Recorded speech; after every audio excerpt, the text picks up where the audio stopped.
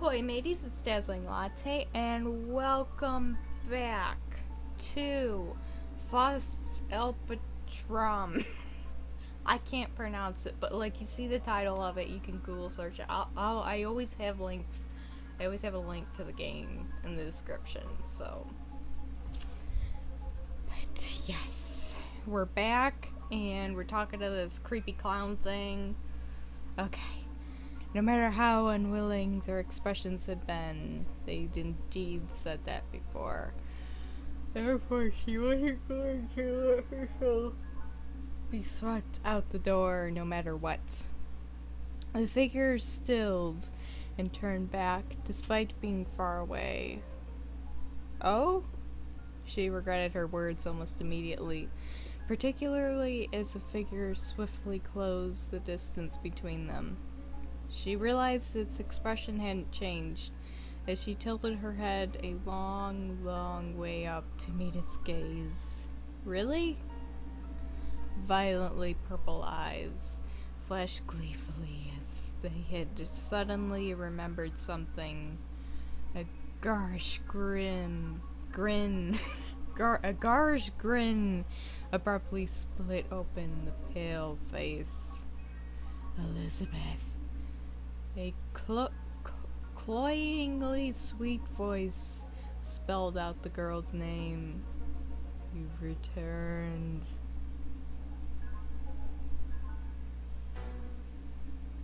The light disappeared suddenly as if window shutters had snapped shut. And then the door opened.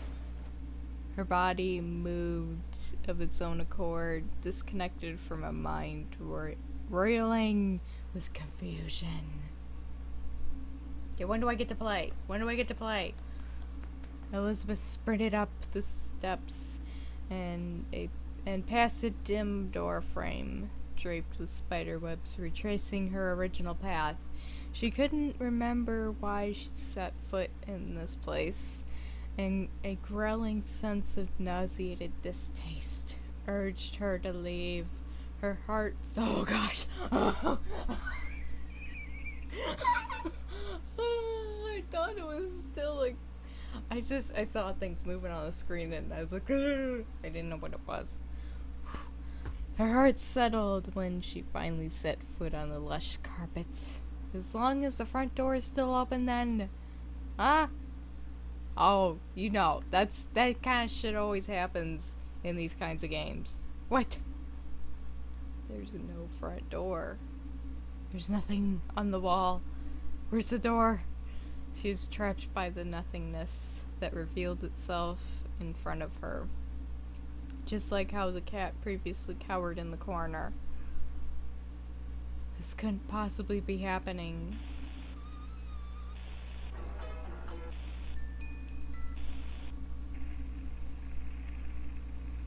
What's wrong? That nauseating voice was starting to become irritatingly familiar. Oh, let me out, she cried. Eh? What's that you say? There's no such thing as a front door, she retorted. I just came in from the front door. I didn't see that. You told me to shut the door on my way out. I don't remember saying that. The unease had disappeared. The unease that had disappeared resurfaced with a will almost tangible in its strength. Terror, exhaustion. She didn't want to face this latest turn of events. A strong sense of fatigue stole its way into her mind, and her eyes started to close.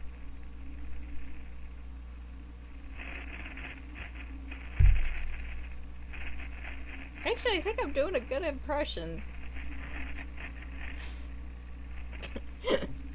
What's wrong? Elizabeth? How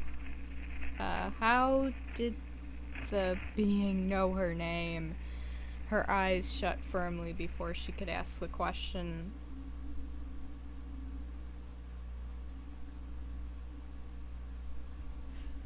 Indeed, I shall enchant your eyes and your ears, instead of shutting yourself away, sad as the worm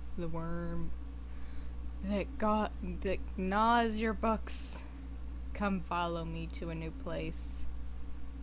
Let us go, then learn about life, and leave the rubbish of philosophy. Berlois la damnation de Fausts. Okay, do I get to play now? Please? Please? Elizabeth opened her eyes. Where is this place? The pendulum ticked away mercilessly in the empty air as if it was the only thing left in the world. I get to play! Oh my gosh. It was a piece of chocolate candy! Well then eat it! Yes.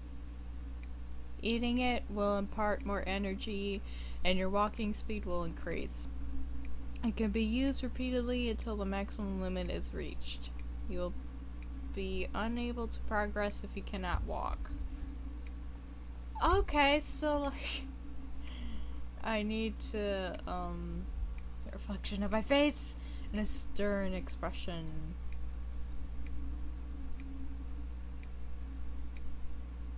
Okay.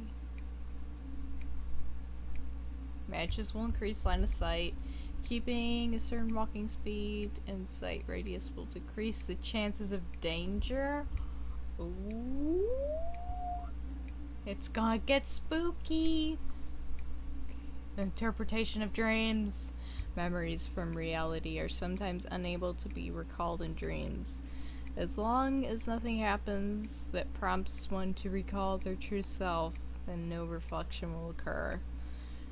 For instance, the dreamer might truly believe he is a sailor, but if he fails to recall his true profession when dreaming of navigating the seas.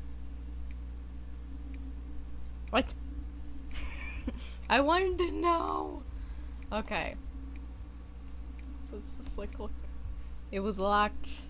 It was dark outside. The French doors, no matter how one looked, like it was all fake. Okay, so it's all fake. Nothing's real. No firewood. Come find me. No, thank you. There are no matches and a candle holder. Oh, two matches and a candle holder. Yep, we already. Yep. There's paper and ink. Do you wish to make a record? We're gonna save. Yes. Yes. Oh, it's so cute. A little diary. Yes. I think this is a door. Check to see what's in the room first. Okay, well, I already did. Yeah, there's that. There's a little record thingy. Oh, I have a stuffed animal. A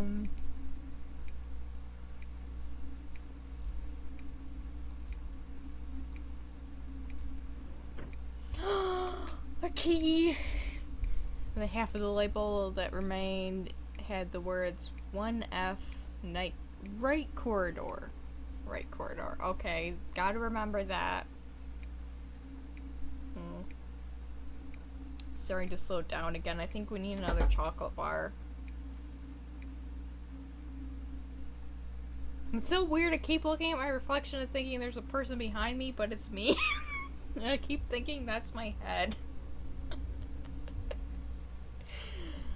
No, there really isn't anything. She woke herself up with a brisk shake of her head. Although she had yet to figure out what had happened, Elizabeth didn't feel right just standing there. Cold shivers ran down her back just as she finished that thought.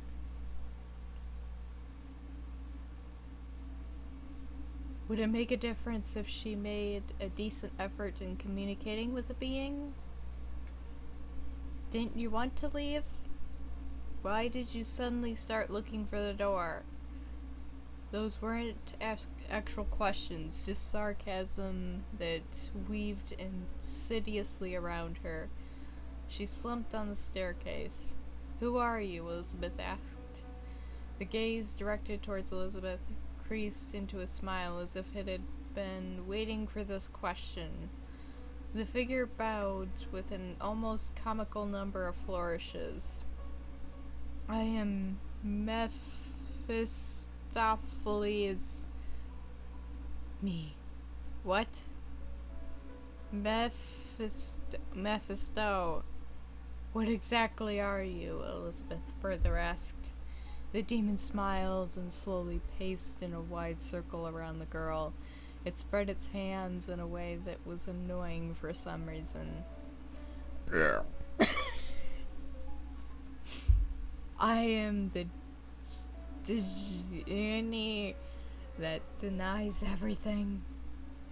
Those two long sleeves waved around in a sinister manner. And so she asked, "Can you tell me where the front door is?" "Didn't I say there's no such thing?" "That's what you said. I didn't see a thing." "Didn't you walk of your own volition? How would you not know where the door is?" "What do you know?" "They won't tell you anything. They actually don't even welcome you. If only you hadn't been born. It had stolen the right to speak, and every word it spoke dripped blood-curdling into Elizabeth's head. She had to resist the urge to cover her ears in the face of such a cloyingly sweet voice tone that had snuck up to her unawares. Think about it. This place is actually not so bad. It's quiet here. You won't hear those things. You won't even want to leave for a while. Elizabeth turned back to rebut this weird theory. "No way," she said. "I don't want to stay or even spend a second here." "Not even for a second?" "Not even for a second." "Really? Alright, you want to make a bet? If you really want to leave, I'll show you the way out." "Really?" "Yes," the demon nodded. "But if at any moment you wax nostalgic about your time here, or wish to preserve any instant for eternity, then you lose." "Any instant?" "Any instant." Well, that didn't seem so hard.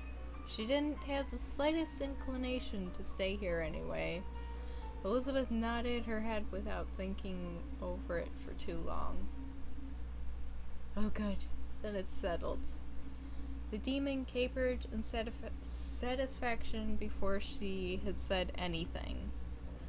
This was also when the bells in the house started tolling. Elizabeth covered her mouth and with both hands before she blurted out, "Wait a minute!" The bet had already begun. Despite having a lot to say a second ago, the demon's irregular form vanished up the stairs, and she didn't want to keep it at all. Oh gosh. Why are there lizards all around?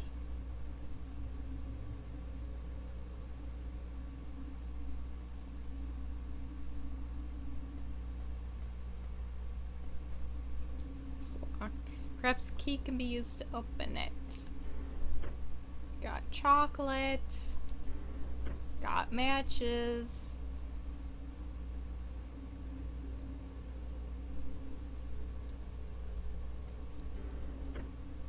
We got more matches. No chocolate. It's locked. Okay.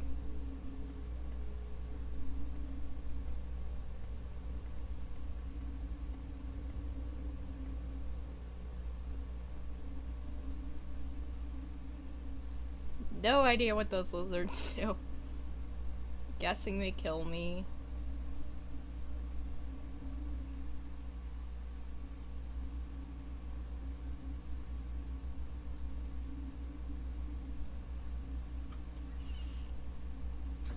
Nope.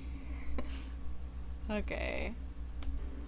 Ooh, yeah, you've got chocolates. Got matches.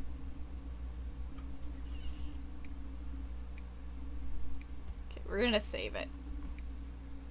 Yes.